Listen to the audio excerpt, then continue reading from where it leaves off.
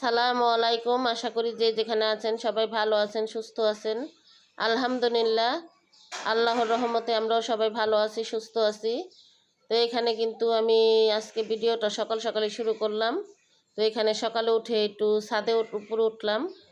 আর শীতকালের সকালে রোদটা কিন্তু খুবই মিষ্টি লাগে, আর শরীরে লাগলেও খুবই ভালো লাগে। তো এখানে লাউ গাছটা দেখতে উঠলাম আর কি। তো আমার লাউ গাছটা কিন্তু জাংলাটা দেওয়া হয় নাই, আর অনেকগুলো লাউয়ের করা আসছিল। তো এটা একটা মানে অনেক একটা অবাক হওয়ার মতোই আর কি কথা। তো গাছটা কিন্তু একেবারেই চিকন, কিন্তু এটার ভিতরে কিন্তু অনেকগুলো লাউয়ের করা আসছে। তো 3টা কলম লাউয়ের করা মরেও গেছে, কারণ পাখিতে ঠোকরাইছে মতন, তখন আর কি লাউ 3টা পচে গেছে। তো আরও কয়েকটা আছে, এই জন্য ভাবলাম একটু ছাদে উঠি, আপনাদের সাথে একটু শেয়ার করি। তো আমার লাউ গাছটা হয়েছে কি, আসলে বড় একটা কিছুর ভিতরে বুনলে হয়তো এরকম হইতো না, লাউ গাছটা ভালোভাবেই হইতো। কিন্তু লাউ গাছটা যেটার ভিতরে বুনছি টপের ভিতরে, এটা হয়ে গেছে একেবারে ছোট, কারণ শিকড় একেবারে উপরে দিয়ে বের হয়ে গেছে, কারণ শিকড় ভালোভাবে ছড়াইতে পারে নাই, এই জন্য আর কি গাছটা বড় হয় নাই।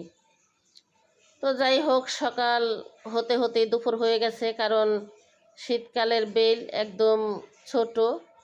তো ঘুম থেকে উঠতে উঠতে নাস্তা করতে করতে কিন্তু 10টা বাজা যায়। তো এখানে আসলো মেয়েটা, ভাগ্নিটা আসলো। তো ভাগ্নিটা এখন কাপড় চোপড় ভিজাইতেছে, আমার বলতেছে আন্টি কাপড় চোপড় ভিজাও নাই। তো আমি বলতেছি যে না, কাপড় চোপড় ভিজাই নাই, তুমি একটু ভিজায় নাও।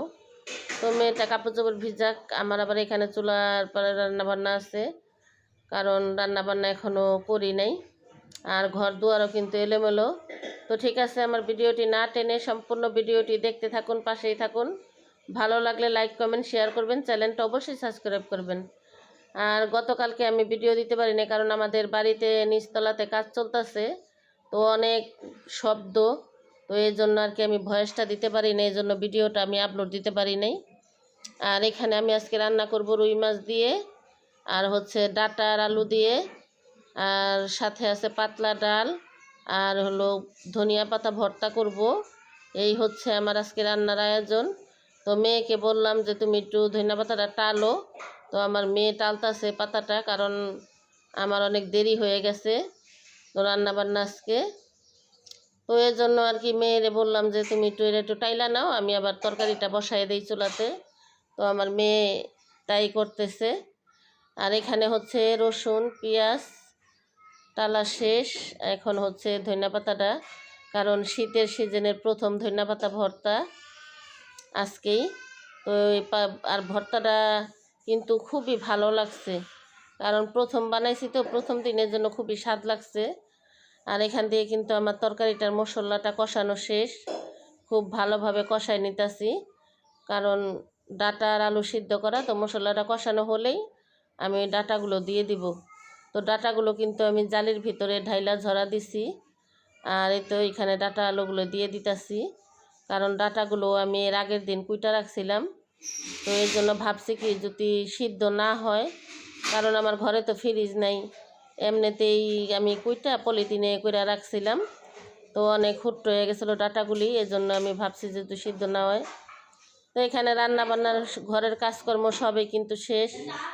এই তো এখানে হচ্ছে তরকারিটা রান্না করছি রুই মাছ দিয়ে ডাটা দিয়ে, আর হচ্ছে পাতলা ডাল রান্না করছি টমেটো দিয়ে জলফই দিয়ে। আর এখানে এখন আমরা সবাই খাওয়া দাওয়া করবো। আর এই তো এখানে ধনিয়া পাতা ভর্তা। তো হাঁড়িগুলো আমি উঠাইছি, ভাতের পাতিল, ডাইলের পাতিল, কড়াই, এগুলো আর কি বিছানার উপরে উঠাইছি, কিন্তু আমার কাছে খুবই খারাপ লাগতেছে। তো এখন নামিয়ে ফেলবো এগুলো। এখন এই যে ভাত বাড়ছি, এখন এই ভাতের ভিতরে বা বাটির ভিতরে তরকারি বাইরে রাখবো, রাখার পরে এগুলো সব সরাই নেব, কারণ বিছানার ভিতরে অনেক খারাপ দেখা যায়। আবার বিছানার ভিতরে খাওয়া ঠিক না বসে, তারপরেও আমরা নিরুপায়ে আর কি বিছানার উপরে বসি, কারণ আমার স্বামীরও কোমরের সমস্যা, আমারও পায়ের সমস্যা, এই জন্য আর কি আমাদের বিছানার উপরেও বসতে হয়। তো বিছানার উপরে সব সময় আর কি বসি না, যখন আর কি ব্যথা বেশি থাকে তখন বসা হয়, কারণ বিছানায় তো খাওয়া একেবারেই ঠিক না। তো যাই হোক, কি আর করার কিছু নাই, এই জন্য বসি। উপরে বসেও কিন্তু খেতেও কষ্ট হয়, কিন্তু তারপরও বসি, দেখি আল্লাহ পাক যদি তৌফিক দান করে তাহলে একটা খাবারের টেবিল আর কি কিনতে পারে কিনা চেষ্টায় আছি আর কি। তো টাকা পয়সা হাতে হোক, টাকা পয়সা ছাড়া তো আর কিছু করা যায় না।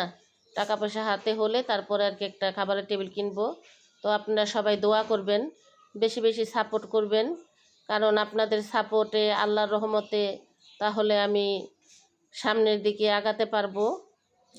আর যাই হোক, আমি অনেক একটা খারাপ একটা পরিস্থিতির ভিতরে এই দিন যাচ্ছে, কারণ যাই হোক না কেন মানুষের খাওয়া বা পরনের কাপড় এগুলো কিন্তু মিস নাই, কিন্তু এছাড়াও কিন্তু অন্য অন্য জিনিস আছে, অনেক জিনিসে আছে যা শেয়ার করলে করতে পারি, কিন্তু না করাটাই আমি ভালো মনে করি। এই জন্য আপনাদের মাঝে আমি আর কিছু বললাম না, কারণ মানুষের জীবনটা এরকম, ভালো মন্দ নিয়ে মানুষের জীবন। আর তাছাড়া উনি তো একজন অসুস্থ মানুষ, তার মধ্যে আবার ওনার বয়সও হয়েছে। তো যাই হোক, আগের মতন তো কাজকাম করতে পারে না, কারণ আগে। আর এখানে হচ্ছে মাগরিবের পর আসলাম আমাদের বাড়িতে, আইসা দেখি আমার মা নাই। তো মা কিন্তু আমি আইসা বসার সাথে সাথে আইসা পড়ছে, কারণ হঠাৎ করে এই গ্রামের বাড়ি থেকে ফোন আসছে। তো আমার মারে আর কি গ্রামের বাড়িতে যেতে বলছে। তো আমার মা কিন্তু অনেক সকালেই চলে গেছে গ্রামের বাড়িতে। তো আমি আইসা বসছি, বসার পরে কতক্ষণ পরে আমার মা চলে আসছে। তো এখন আমিও অনেকক্ষণ হয়ে গেছে, আমরাও এখন বাড়িতে চলে যাব।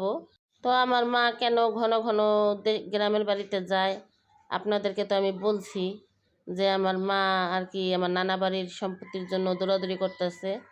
এই জন্য আর কি ঘন ঘন যায়, যখন ওনারা ফোন দেয় তখনই এখান থেকে তাড়াতাড়ি ছুটে যায়। কারণ যেহেতু এত বছর আগের সম্পত্তি একটু বের করতে কষ্টই হবে, এই জন্য আর কি যাওয়া আসার মধ্যেই আছে।